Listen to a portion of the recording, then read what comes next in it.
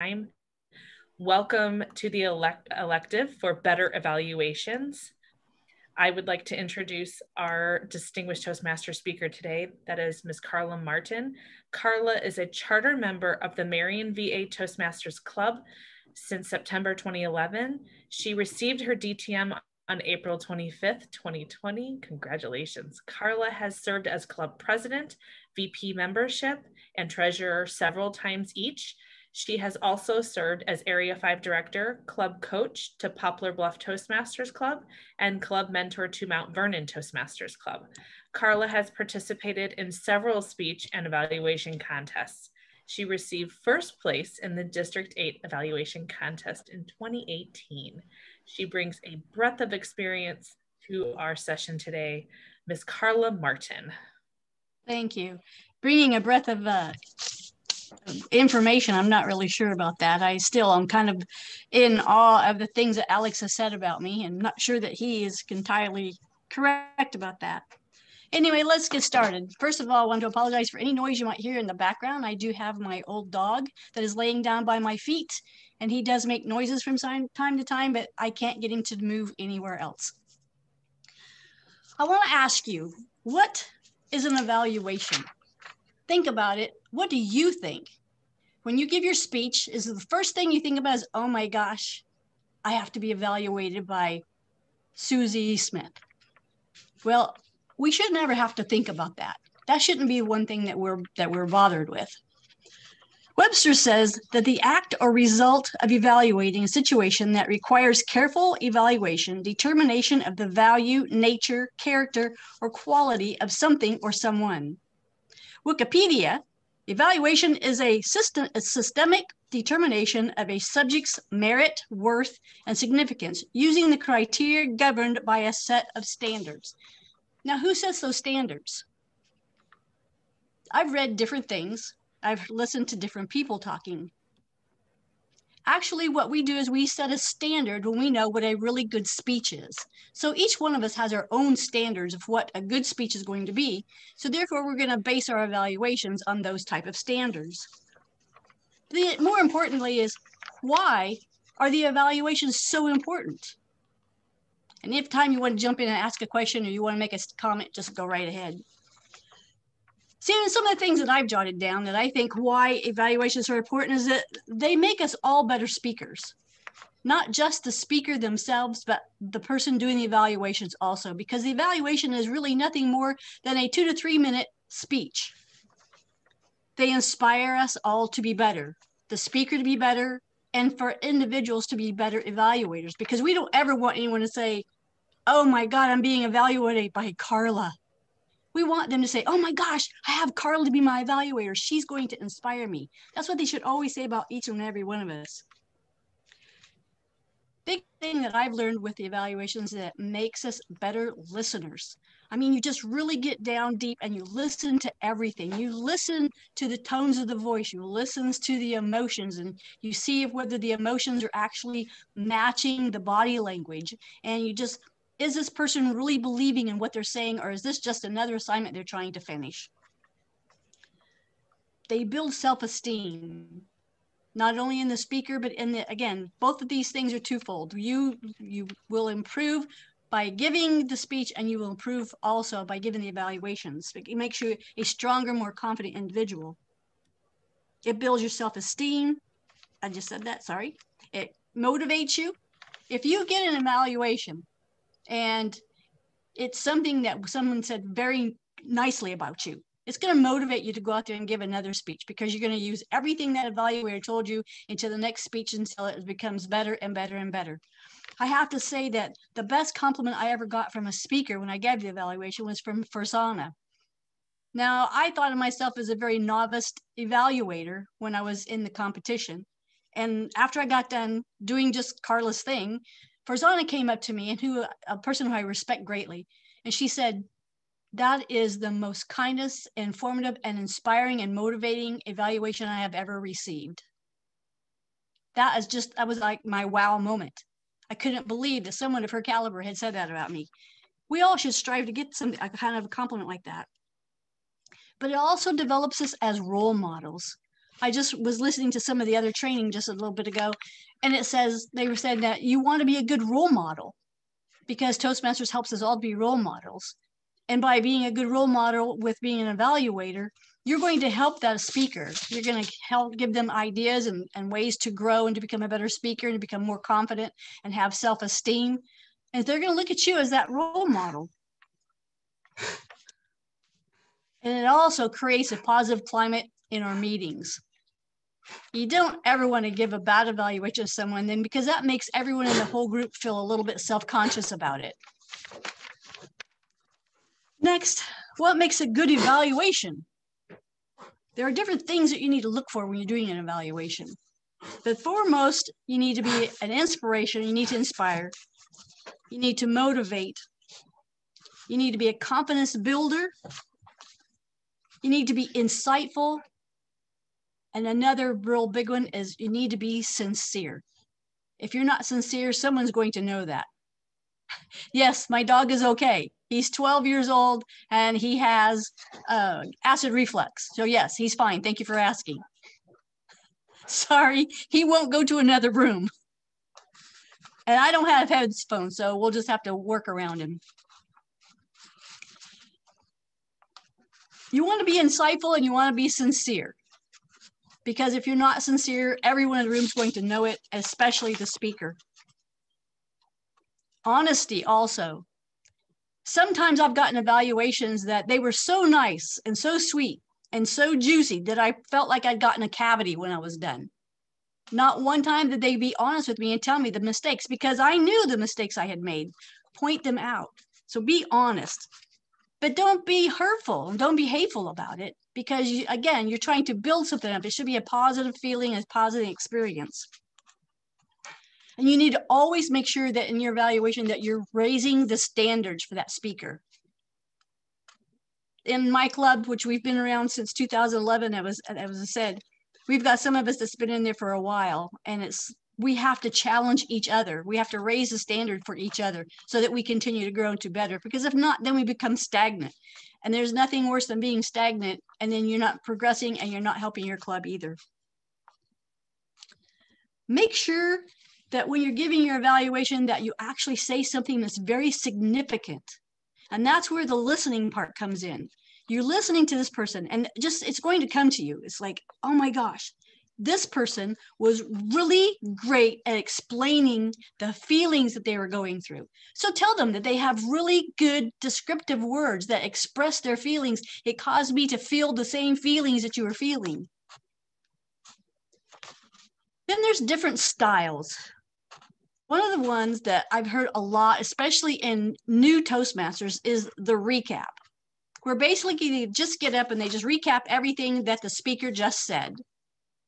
Now that's an easy out, but we were all there. We all heard the speech. We don't need it recapped. You need to give me something from you, something that you gained from this speech, something that's going to help me and the speaker to grow. Then I know that we've all heard of the sandwich. When I first became Toastmasters, I went to all the trainings and I always went to the evaluations because that was my weakest point. And they kept saying the sandwich, and they sent us home with all these different forms to fill out so that you had the sandwich right there in front of you. You just wrote it all out. And I was so intent on making sure I had all the little blocks filled out that my evaluations really sucked because I wasn't paying attention to what the speaker was saying. I tried this and tried this and tried this. It seemed like everyone was doing it. So therefore, I knew I was a failure because I couldn't use this sandwich thing that everybody was talking about. Till finally one day I decided to sit down and watch some YouTubes. And I threw the sandwich thing out because that's not my style. We all need to develop our own style and not worry about making sure all your boxes are checked and all your little forms have something written in it. Develop your own style. When you're doing an evaluation, one of the things that the sandwich does teach you is called the PIP, positive, the improvement, and then another positive. And that's not, no matter what kind of format you're using, that's what you should always do. You want to get their attention by giving them something positive, telling them something that really stuck out with you and how well they presented it to you. Then you want to give them some type of a growth point.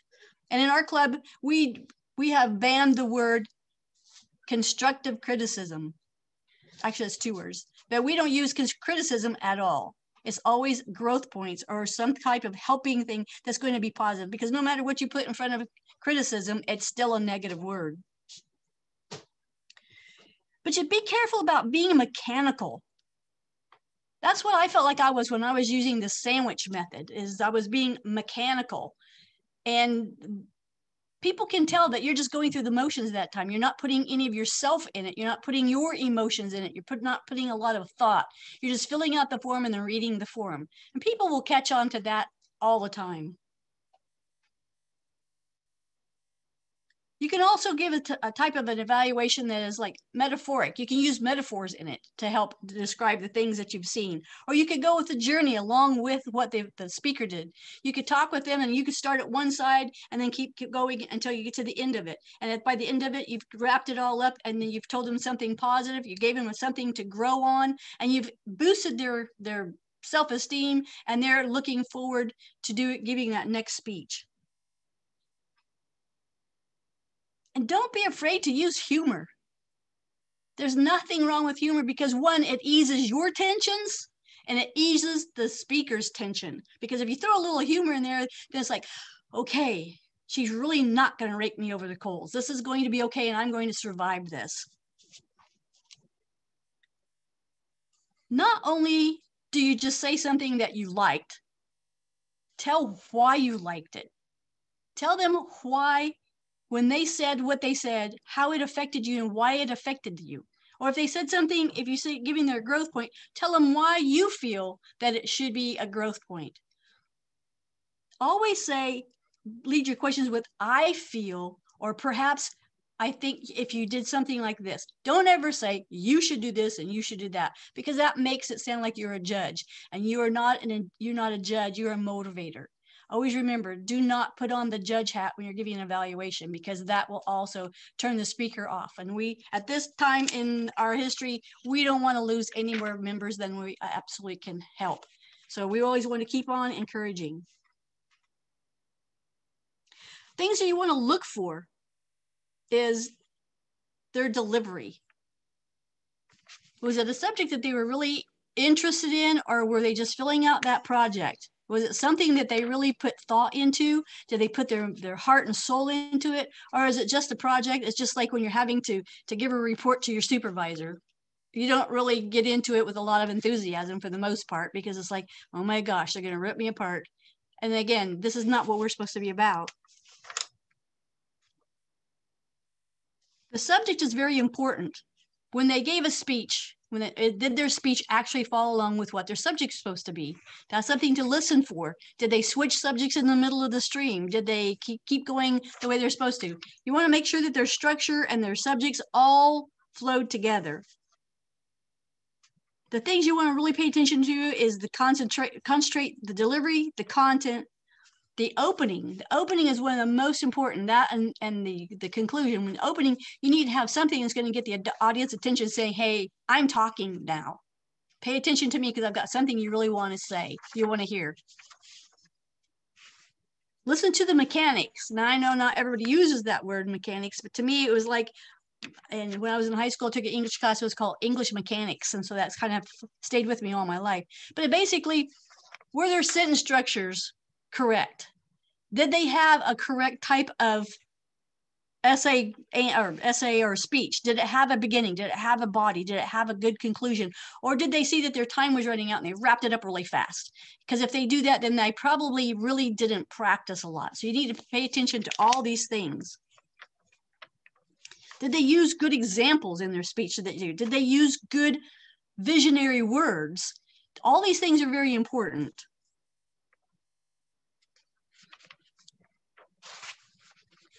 Other things that you could look for and listen for when you're doing your evaluation is the value of the speech. Did they use the transitions from paragraph to paragraph? Did they use quotes? Then did they say where they got the quotes?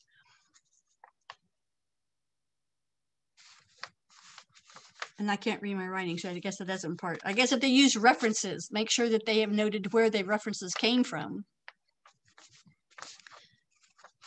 Do you really feel like the speaker was prepared? Because I know there's been times where I signed up to give a speech and then I forgot all about it. And then Patty Howard reminded me Thursday, because our meetings are on Friday morning, say, Carla Martin, you know you signed up for a speech for tomorrow. It's like, then I'm saying, oh, holy crud, now I got to run home and think about coming up with some kind of a speech. So you know I was not prepared. And the next day when I delivered that speech, the people in my club know when I haven't prepared. So was the speaker prepared? Were they dressed appropriately? I know that we're doing the Zoom thing, but it's still, you would not have wanted to see me sitting here this morning when I first got up with just my pajamas, my hair looked like Medusa.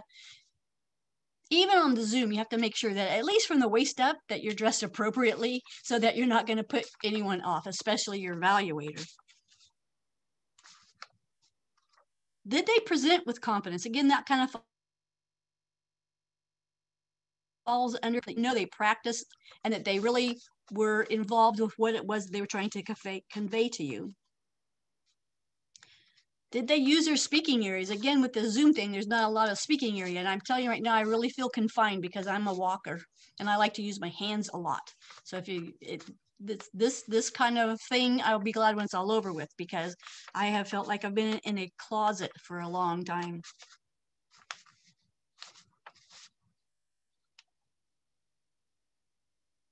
Did they have attention getters throughout the thing? I can still use my hands on Zoom, but sometimes it gets in the middle of my face because I have to be careful of that, or I'm knocking things over like my computer.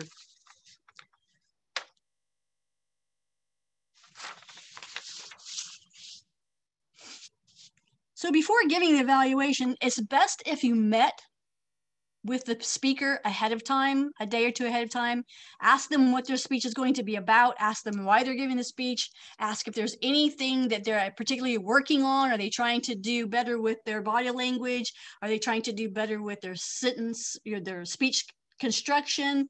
Just kind of get a feel of what it is they're looking for, so that way you will know to kind of hone into those kind of areas when you're doing your evaluation. And that way you could also help them. Write a lot of things down, and then later on tell them. You don't have to put it all in your evaluation, but then after the meeting, you can approach them and say, these are some of the other things that I thought that perhaps you might want to work on, or maybe you could implement some of these things, or maybe this will help you with your next speech.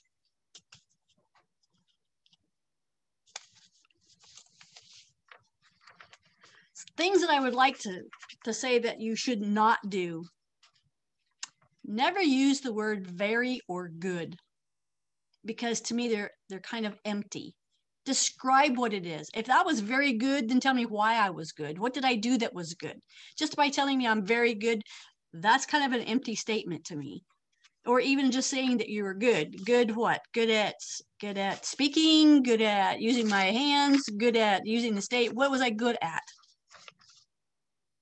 And I know I shouldn't use the word at the end of the sentence as a preposition. But explain to them exactly what it is you like about the speech and what it was that you liked about them as a speaker as a whole. And please don't try to act smart and cocky, or that, especially sometimes we have people who have been in Toastmasters for a long time, and it's like, okay, this rookie just really has got so much to learn, so far to go, and they just really kind of talk condescending. And that's not a good thing either. Make sure that you speak to the person, their level of where they are in their travels and their journey with Toastmasters. And again, never use you statements, like saying you should have, or you could have, or you would be better if you did this, or whatever. And remember that it's not about the subject that you're evaluating. It's about the speaker and how they presented and how they gave the speech. Never, never, ever be harsh. No matter how much you really want to be harsh, because you've told this person time and time again, pay attention to your crutch words. And they've been in for a couple of years and they still are using crutch words. Well, maybe they're never going to get over that. Maybe they're never going to get past using this crutch words. So again, you can gently remind them that you still use crutch words, but you just really don't have to be ugly about it.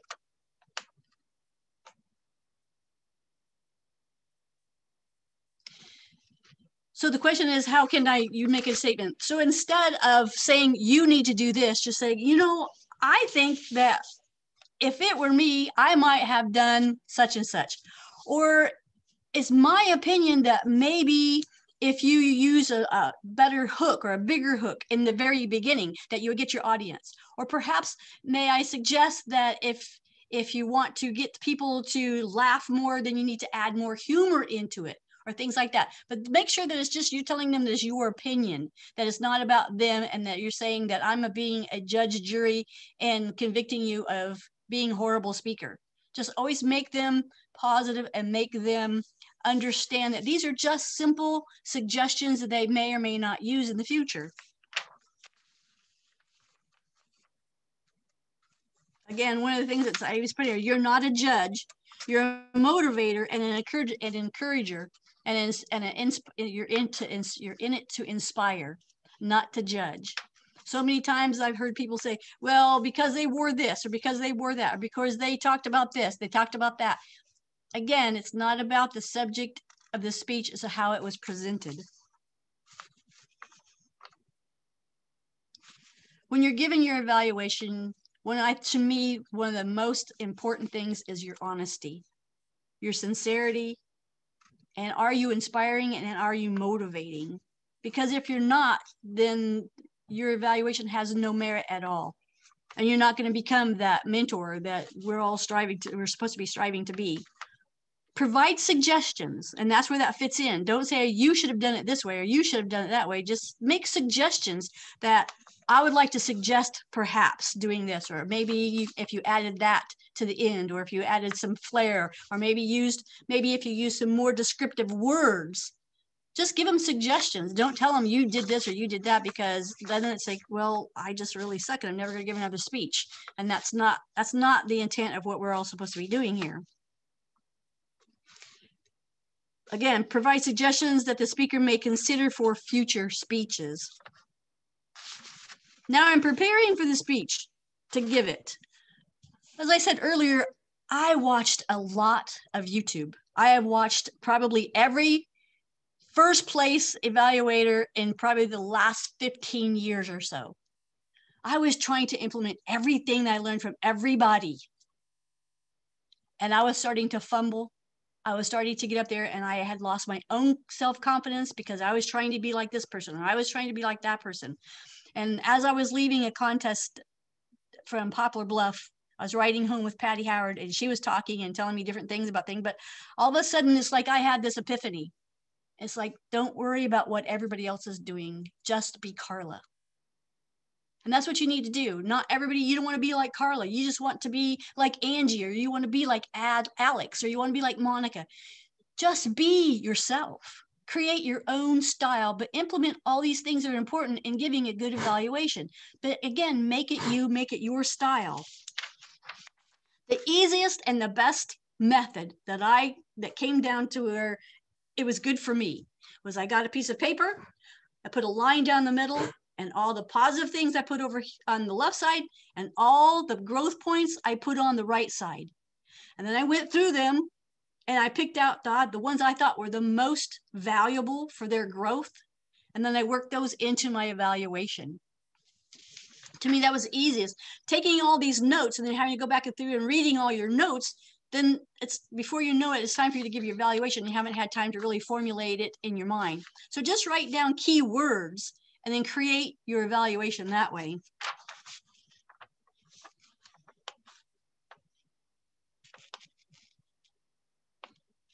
But again, keeping in mind that you always want to motivate this person and you want to educate them with your I statements.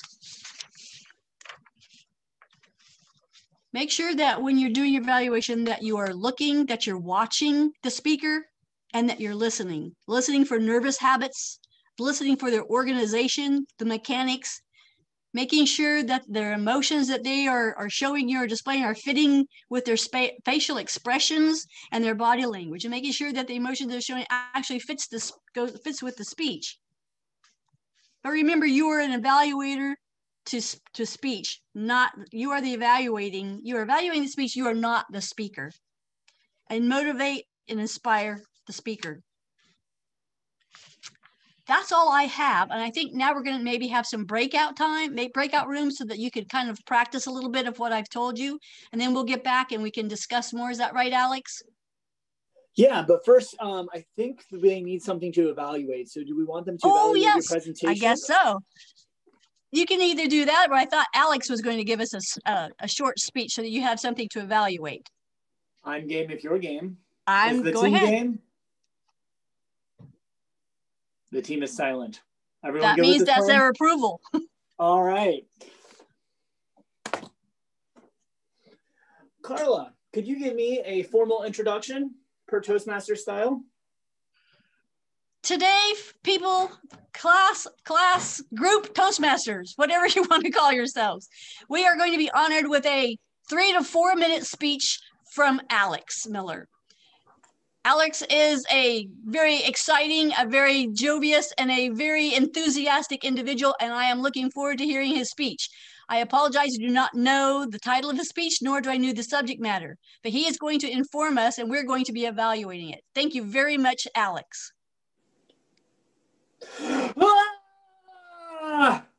Okay, so maybe a bit dramatic, but as Carla mentioned, I like to have a lot of energy. That is what was going through my head back in March. The possibility we might be stuck in our homes for 2 weeks, unheard of. What am I going to do for 2 weeks in my house? Oh, hello, January of 2021. Anyone else feel like this? We have been doing this for almost a year. The world has turned upside down. Life looks different, but yet I'm still here. You're still here. Things have not always gone well. There have been very hard times. There's been a lot of sadness, but there's also been some good, and that I wasn't expecting. And this has been a really good reminder that out of chaos and out of tragedy, there is still some hope, a glimmer of light even. And for me, like they mentioned, I have a lot of energy. I don't like to slow down. I was the kid in high school that was in almost every club. College wasn't very much different either. And even in my life, I had something at least 3 to 4 nights a week. And that's what I like to do. I love engaging with people. All of a sudden, COVID said, stop. And so for the first 2 weeks, this whole Zoom fatigue wasn't really a thing yet because we hadn't really established the culture. So I'm sitting at home. My husband and I, we are like, all right, now what do we do? And it turned out to be a really good thing. I rediscovered my love for gardening every night since we were at our computers all day. And I was not a work from home person before. I avoided it at all cost. So after work, we wanted to do something unique. We took up gardening. We loved it before. We didn't always have time, and we made time. Every day was one of my highlights. We'd spend an hour outside. As soon as 5 o'clock hit, computers down, we'd suit up and we would go outside. We planted like 50 trees. We got our gardens looking in good shape, got some fresh air, and I rediscovered something I loved and missed. So much so that I had an opportunity to re-sign up for some clubs that had some small person gatherings, like a acting class that I took this fall. I'm like, I'm going to take the spring off. I've enjoyed this hiatus. And for me, that was just something profound that I didn't think I would find. I don't like solitude, but yet I do like solitude. So what do I want you to take from this? Is things are happening all around us. We have these preconceptions in our head on how we think life is and what makes us truly happy. And those are probably true, but our currents of our life might be expanded. There might be something hiding in the shadows that also make us happy, also make us satisfied, also make us fulfilled. So I encourage you, turn on the light, amplify the light around you, discover something new. Sometimes it won't be great, sometimes it will, and see what new things you can find in your life. Carla. Thank you, Alex. That was great. Did you actually practice that, or was that just off the top of your head? I might have written that about 5 minutes ago because I forgot I was speaking. Okay, well, again, just overlook that. Is there anyone that would like to try their hand at evaluating Alex's speech? So Carla, I was wondering if we might break them out into breakout rooms to have some like small group discussion quick. Our session ends at 12:35, I believe. Okay, yes. So Angie, we need your help. And I didn't Sure. prep you I for was this. not aware that we were doing breakout rooms today. Nope. But that's okay. I just now told you. Do we have any options to get us into breakout rooms of smaller groups to sort of discuss or practice some evaluations for about 15 minutes? So most of your practice won't be in front of the whole group. It'll be in front of your smaller group. Sure. For sure. We can do that. So I'm going to, let me see. Just 7 to 8 participants per room sound good? I can create 4 breakout rooms then. Yeah, if you can get small groups, great, but I'm fine with 7 to 8. Yep. Let me create 6 then, and that'll be 5 to 6 participants. That'd be perfect. Thank you so much. All right. I am going to go ahead and just randomly assign you guys automatically. So I am going to create 6 breakout rooms right now. Perfect. And we'll come back around 12:30. Sounds great. We'll come back around 12:30. I am now going to open all the rooms. Thank you so much, especially for the late notice. I really appreciate that, Angie. No problem.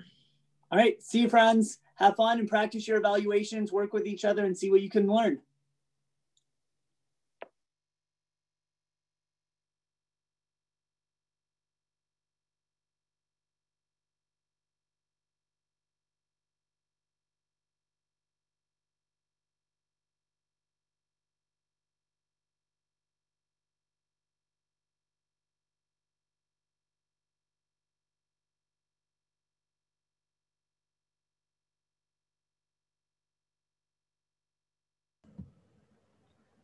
I think you can probably turn off the recording until they come back, because otherwise it's just blank space.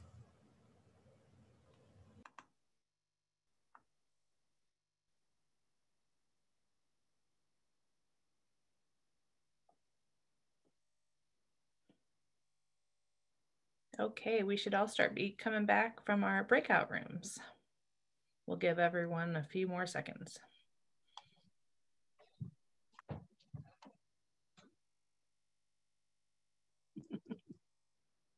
Welcome back, everybody.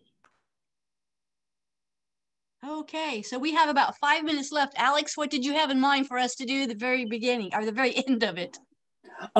Just any debrief we want to do. If you had nothing in particular, I was going to go roundtable on what happened in the breakouts. What was something you guys learned? Yes, any discussions? That's what I would like to do.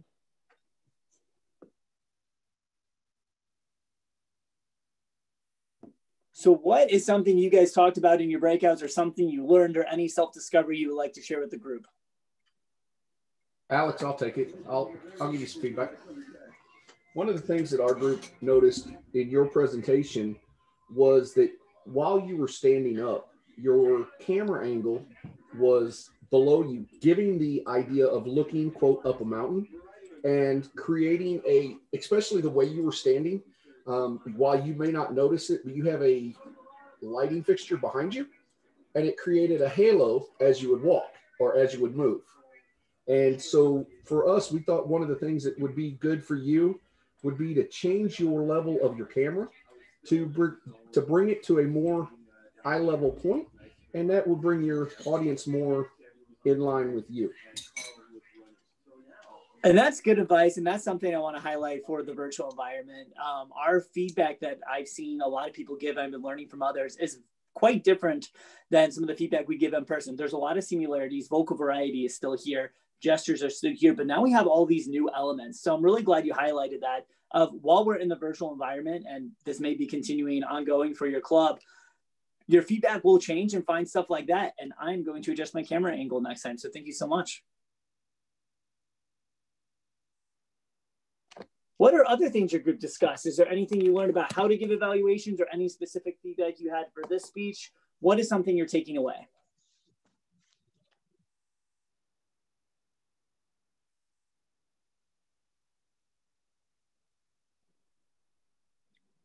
So we've talked a fair amount in our club about the sort of two things, not recapping all of the content. You know, it's good maybe to say a few things so that everybody, you know, so that the speaker knows that you were listening and paying attention to what they said. But one of the comments that Carla made that I really liked is you can let them know that you are listening by pulling out something that says, you know, you did a great job with this, and here are 2 examples. And so then you can really show people that you were listening to the speech, paying attention, but you're actually critiquing the speech at the same time. And the other one is that we do, I think, especially new evaluators tend to go through the list of, you know, the 1 through 5, hand gestures, vocal variety, whatever. And I think we do that sometimes, but we try to get away from that. And that's another thing I think that Carla pointed out is don't make it mechanical. This is really about how you felt about the speech and how they delivered the message to you.